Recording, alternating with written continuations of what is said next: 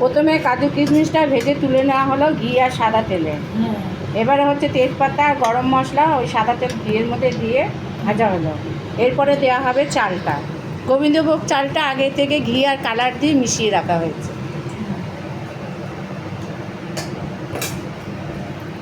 এবারে চালটাকে দেওয়া হবে, দিয়ে চালটাকে ভাজা হবে। এর মধ্যে দেওয়া হবে। দে এটা খুঁজে দে। আর কমাবো না দে না।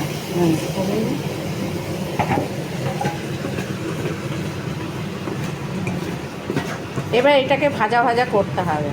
অল্প ভাজা না তো বেশি? না বেশি ভাজতে হবে। বেশি ভাজতে হবে। ভাজা হলে এইবারে চাল যতটা তার ডবল জলটাকে গরম করতে হবে, উষ্ণ গরম করে তারপরে দিতে হবে।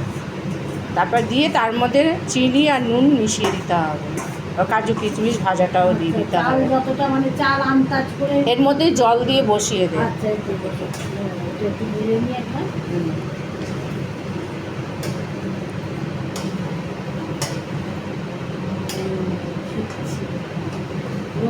এখন গোলাপ হয়ে যাচ্ছে। দেখি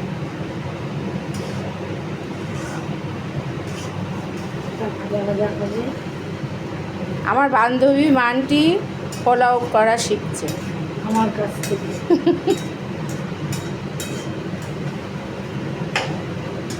এটা ছাড়বি। হ্যাঁ এটা ছাড়বো, আমি তো ছাড়তে পারি না। কোনো মেয়ে ছাড়। জিনিস ছাড়া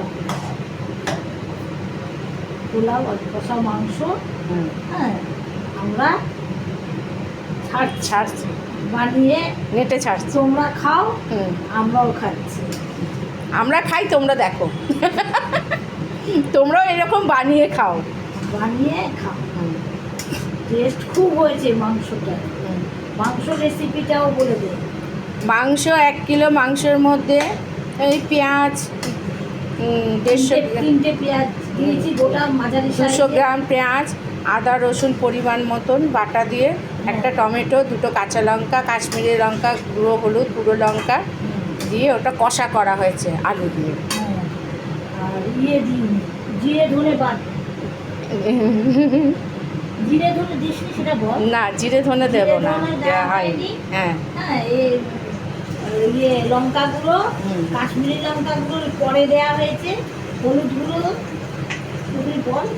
দেখ এই যে জল এতটা গরম করবো না?